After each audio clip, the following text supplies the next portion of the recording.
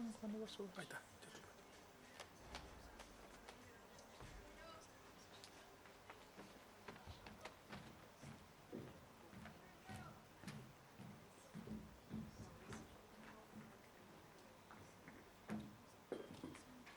Hola a todos, muy buenas tardes. Muchas gracias por acercarse a esta instancia. En este momento vamos a hacer el cierre del taller, lo que fue el taller de pedagogía y técnica del violín que trabajamos este año. Esta jornada sobre pedagogía es bien específica, se refiere a los instrumentos musicales y tal vez sea la primera en su género que se dicta. En esta clase abierta, mientras vamos viendo fotos de lo que se trabajó con los niños en taller, algunas de las clases para observación, en esta clase abordaremos el tema de la enseñanza para la comprensión aplicada a la música, más específicamente a la enseñanza de los instrumentos. Partiendo del instrumento que más conozco, que es el violín, es que todo lo que se tratará a continuación puede ser extendido a los demás instrumentos musicales. Y también para comprender la enseñanza de la música misma en general y en particular. El taller contó con 3 alumnas fijas muy interesadas y participativas. Alejandra Longo, que nos está haciendo en este momento el PowerPoint, que realizó para esta oportunidad y que es egresada de este conservatorio. A su vez es la profesora de otra alumna del taller, Raquel Franco, que es docente de escuela primaria, ya jubilada, y que comenzó a aprender violín y luego a enseñarlo en la ciudad de Oliva, contando ya con un primer grupo de alumnas que aprenden y han realizado presentaciones en la ciudad vecina. La otra integrante de lujo es Rocío Martínez, también de la ciudad de Oliva, que está a punto de terminar el trayecto artístico profesional. También ex alumna de Alejandra. Acá todo está como en familia. Y que a su vez es docente de violín en la ciudad de Don Cativo. Vemos entonces cómo se constituye el Conservatorio Felipe Boero en un centro de enseñanza y a su vez en un dispersor de conocimientos. Con ellas 3 pasamos un año apasionante entre medio de conceptos, discusiones, preguntas e intercambio de experiencias.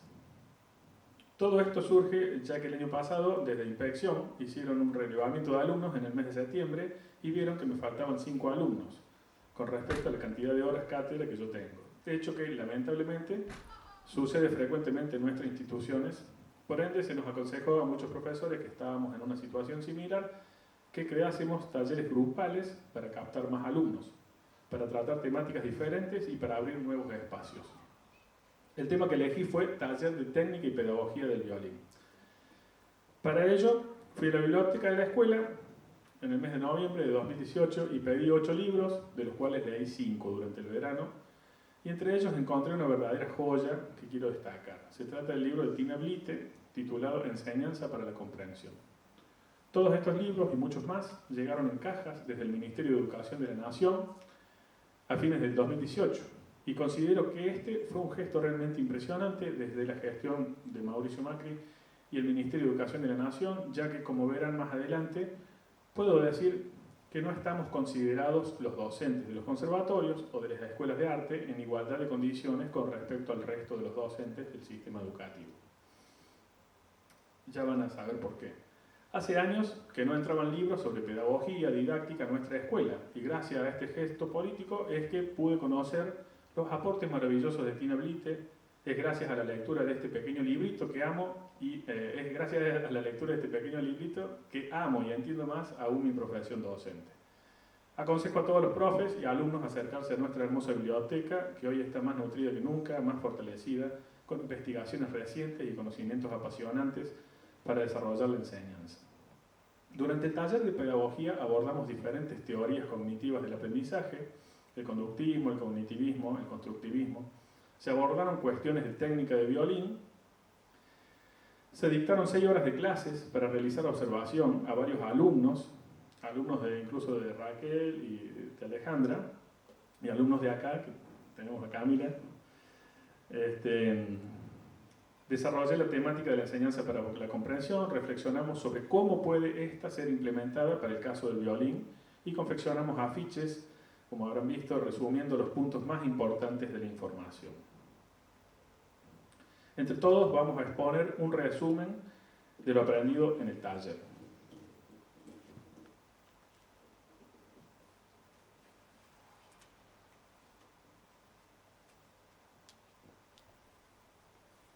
Este es el librito del cual estoy hablando.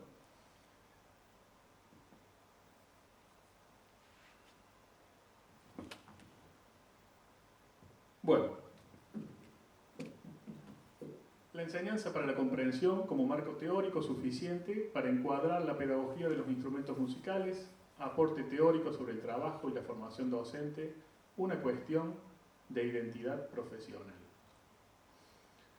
Este fue un trabajo que hice y que expuse en Córdoba, en un seminario, pero antes de pasar a desarrollarlo, voy a contar un poquito cuáles son las fuentes de información que respaldan el trabajo. En primer lugar, numerosos libros de pedagogía de violín que he leído, más de 40, no sé cuántos títulos, que es algo bien específico, que es donde siempre figura la metodología, lo que hacemos los profes y cómo aprenden los alumnos. Las enseñanzas adquiridas en cursos del método Suzuki. Eso me hizo ver que lo que leí en el libro podía ser ampliado con lo que yo había aprendido con respecto a los cursos del método Suzuki, porque ellos hacen mucho hincapié en que el alumno toque afinado, con fluidez y con buena velocidad. Básicamente se basan en esos tres puntos y ya vamos a ver cómo se relacionan. Los contenidos de la Reforma, que es un libro de Juan Ignacio Pozo, un libro de pedagogía espectacular, se los aconsejo, es muy difícil de conseguir en este momento. Y, por supuesto, Enseñanza para la comprensión de Tina Bilite. ¿Por qué planteo que es una cuestión de identidad docente, ¿no? Yo noto que la identidad, en el caso de los músicos, instrumentistas, está bastante difusa, endeble, mal comprendida, menospreciada muchas veces, hasta casi al punto de decir inexistente. Por lo menos hablando de acá en estas latitudes, ¿no? En Argentina, en Córdoba, Villa María. Los factores que hacen que esa identidad sea muy débil. Tenemos acá incapacidad para aceptar que esta es una carrera que cumple todos los requisitos para formar a un profesional. Cuando hablamos de músico instrumentista, tenemos que empezar a hablar de un músico profesional, ¿no? Tenemos que empezar a verlo con esos ojos. Cuando hablamos de que alguien quiere estudiar instrumento, puede aspirar a ser un profesional de la música. Las políticas educativas es otro factor que hace que cada vez estemos en una peor situación. Modifican y acortan los planes de estudios. Esto ha venido pasando ya hace más de 10 años. Ya vamos a ver algunos casos concretos. El punto 3, la formación continua de la que tanto se habla y de la que tanto se hace propaganda en los ministerios y tanto se nos exige que estemos formados, la formación continua específica directamente no existe. No hay ningún curso que podamos tomar para aprender a enseñar mejor los instrumentos. Y también hay una ausencia de la bibliografía específica que encuadre la enseñanza de los instrumentos musicales a través de un marco teórico. En todos los libros que yo he podido leer de enseñanza de violín, ninguno habla de un marco teórico. Ninguno, ni desde los más antiguos hasta los más recientes. ¿Esto por qué? Porque en otras partes del mundo simplemente se estudia mucho, el músico es respetado, busca trabajo y es suficiente. El músico no es alguien que se está en general como autocuestionando de cómo aprende y cómo puede aprender mejor, en general. Hay gente que sí le interesa. Entonces, como hay mucha competencia en el extranjero, se trata de eso justamente, incrementar las horas de estudios, poder entrar a un trabajo, defenderlo y ya con eso quedarse satisfecho. El trabajo es enorme. Recordemos que es una profesión que se empieza a estudiar mucho antes que los 17, 18 años empieza a los 8, a los 6, a los 4, a los 3, pero acá todavía no lo vemos como equiparable a un médico o a un arquitecto. Y realmente tenemos un campo de conocimientos gigante, porque a la vez que tenemos que conocer de historia, también la música, cuando es ejecutada, produce un efecto en las personas que lo oyen, un efecto liberador, es decir, que en cierta medida es terapéutica, somos terapeutas. Algunos ponen más énfasis en eso, otros menos, algunos sienten más esa parte espiritual, otros menos, pero no podemos dejar de mencionarlo, que eso es real. Tenemos conocimientos, casi diría matemáticos, cuando estudiamos armonía, la teoría, toda la parte de la forma, el análisis de la música, son materias específicas, ¿no? Entonces, bueno, es hora de empezar a ver al profesional del instrumento como tal, ¿verdad? Como alguien que se exige mucho a sí mismo y que es depositario de muchos conocimientos. Además, hay un punto muy importante. Nosotros tocamos las obras de los genios de la música. No en todas las profesiones están tratando de entender o abordar o explicar o transmitir conceptos geniales. Entonces realmente Bach era un genio, Beethoven, Mozart, Chopin, Tchaikovsky. Entonces poder estar a la altura de eso requiere un esfuerzo gigante de muchos años. Identidad, dice el diccionario, circunstancia de ser una cosa o persona muy parecida a o igual a otra con la que se compara. Y se nos sugiere entenderla como sinónimo de semejanza. ¿Somos los profesores de instrumentos semejantes a los profesores de matemática, a los profesores de un profesorado o a los profesores de una universidad? Si yo les pregunto, ¿qué dicen? ¿Cómo nos consideran a los profesores de música? ¿Estamos iguales o un poquito más atrás? Se está más atrás, pero yo creo que están a un nivel igual o superior inclusive. Bueno, por lo menos igual. Buenísimo, ¿ves? Ya tenemos a alguien que... Eso es el imaginario, lo que creemos sobre nosotros mismos, ¿no? Que estamos un poquito más atrás. En psicología y sociología, la identidad social se refiere a la conciencia que tiene un individuo de su pertenencia a uno o a varios grupos sociales o a un territorio y la significación emocional y valorativa que resulta de ello.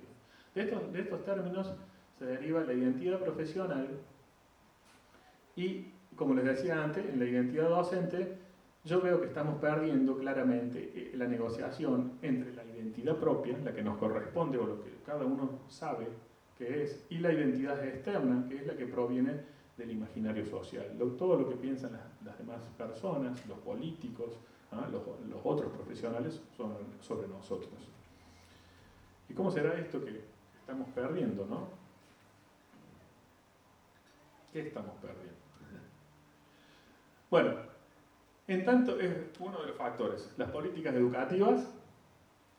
Antiguamente teníamos una carrera que duraba 7 años para ser profesor, con materias didácticas y pedagógicas. Y después, si uno quería, estudiaba 3 años más y era profesor superior.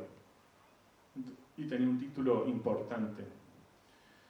Y podía trabajar, dar clases y además una formación sólida. Hacía música de cámara, llegaba a tocar obras importantes.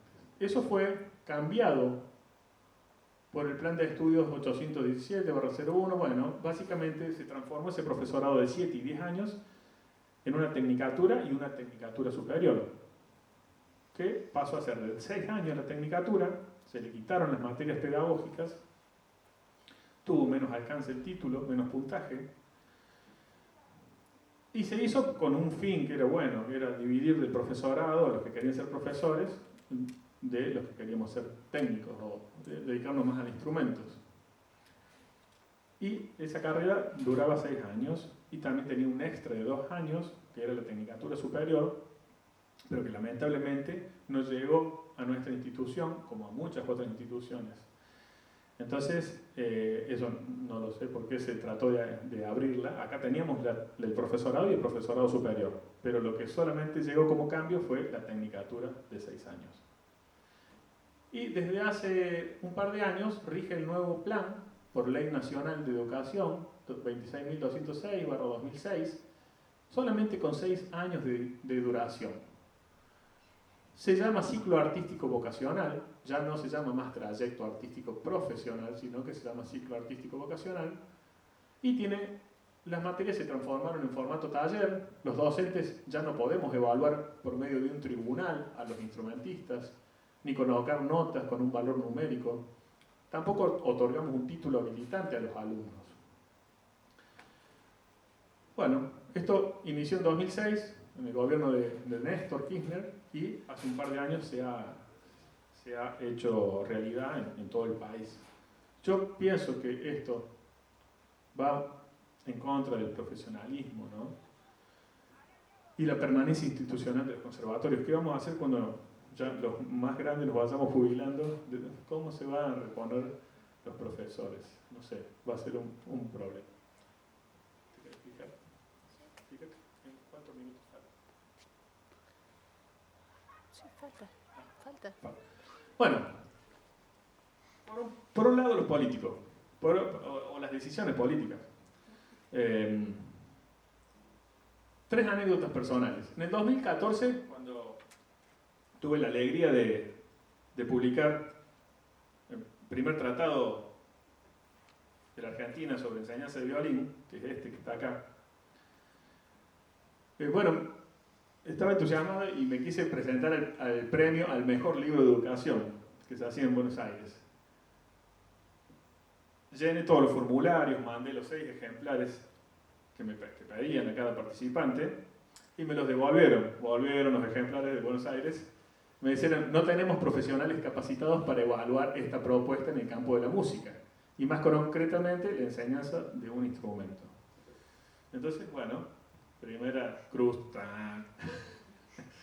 Después, en el 2015 y 2016, entusiasmado también con esta idea de la formación continua, fui a proponer un curso a Córdoba, un curso anual para que hablemos de pedagogía específicamente. Presenté el proyecto en el Ministerio de la provincia de Córdoba. Nunca encontré la persona con la cual tenía que hablar, que era la persona que me iba a recibir. Fui 2 veces, viajé. Y me dijeron que era demasiado específico y no va a haber convocatoria o número suficiente de asistentes, así que no se abrió. Bien, segunda cruz. ¿Se dan cuenta esta cuestión de la identidad, no?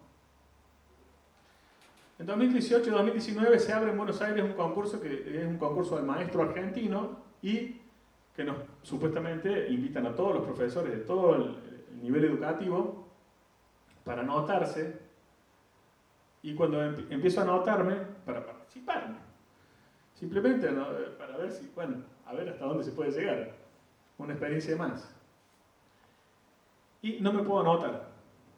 Entonces escribo un mail preguntando qué pasa, que no encuentro la escuela, el conservatorio, y me responden, pueden participar todos los docentes de las escuelas del país, excepto los docentes de instituciones como escuelas de artes o conservatorios. Tercera cruz. ¿Ah? Bien. Bueno, nos metemos entonces más en la cuestión específica que nos trae, que son las líneas de aprendizaje, qué es aprender, qué es enseñar. Y en el taller hicimos como un repaso general de las 3 líneas principales que se suelen nombrar en tanto el aprendizaje. Y la idea nuestra era tratar de ver qué cosa de lo que hacemos en violín corresponde a cada una de ellas. Porque las teorías en general funcionan y son claras, pero siempre queda, bueno, pero cuando yo estoy enseñando, ¿cuándo soy conductista? ¿Cuándo soy cognitivista? ¿Cuándo soy constructivista? Bueno, acá le vamos a dar un breve resumen, una cosa muy general, un marco, pero para que vayan sabiendo.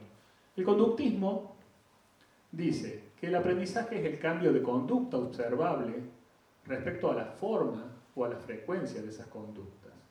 Es decir, de alguien que no hace algo, un bebé que está recién nacido, que aún no puede gatear, hasta el momento en que puede gatear, decimos que cambió su conducta, es decir, que está aprendiendo. Los elementos claves del conductismo son el estímulo, la respuesta y la asociación entre ambos. Como refuerzo se usan también pistas, indicios, premio y castigo. Hay que recordar que esta línea de enseñanza viene muy atrás, desde experimentos con animales, donde por ahí le prendían una luz y le hacían un sonido, escuchar un sonido y se presentaba la comida, ¿no? El típico ejemplo que lo iban haciendo a la misma hora o con cierta frecuencia, y entonces después el chiste o la prueba era, a ver si había aprendido algo, era darle la luz y el sonido, pero no presentarle la comida. Entonces por ahí los monos o los perros empezaban a babear porque habían asociado esos estímulos a el hecho de comer. Entonces el asociacionismo es muy fuerte en esta teoría y es lo que hacemos muchas veces cuando decimos, bueno, esta es una corchea, se escribe así, dura poco o dura menos que una negra. Entonces, este es un acorde mayor y explicamos ciertas cosas. Vamos asociando los conocimientos. O este es el do y se escribe en tal espacio del pentagrama. En cosas muy sencillas vamos asociando nombres, vamos asociando figuras. La respuesta del alumno en esta perspectiva es más bien automática, es decir, que reacciona ante las condiciones ambientales. Es más bien automática que reflexiva, o sea, proporcionalmente como un poco más automática que reflexiva. Busca formar una base sobre la cual construir otros conocimientos.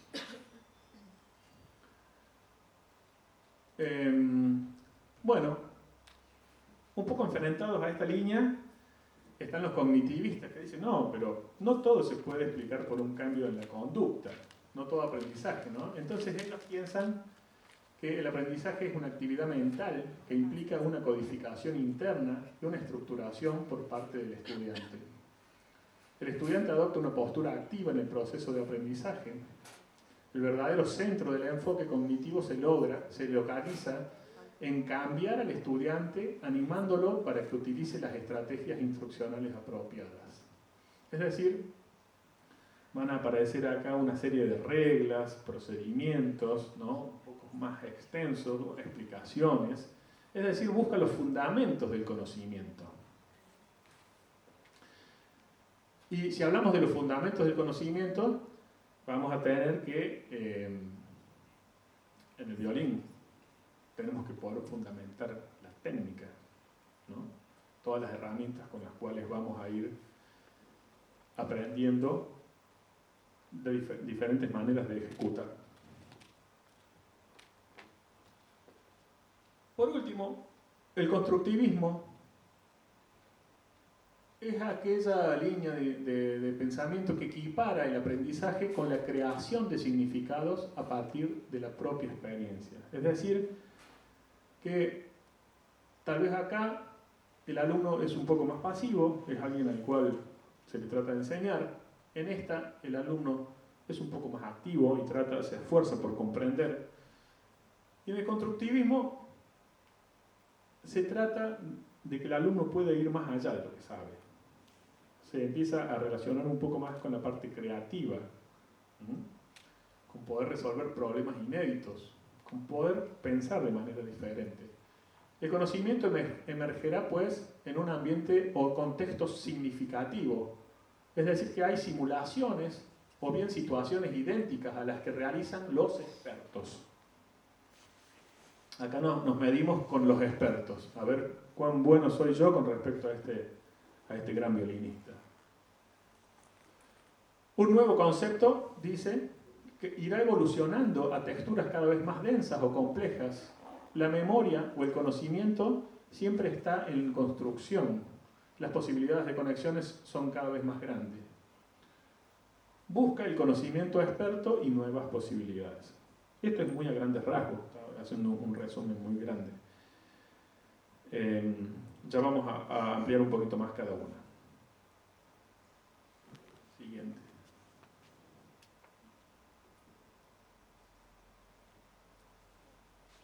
turno de Rocío.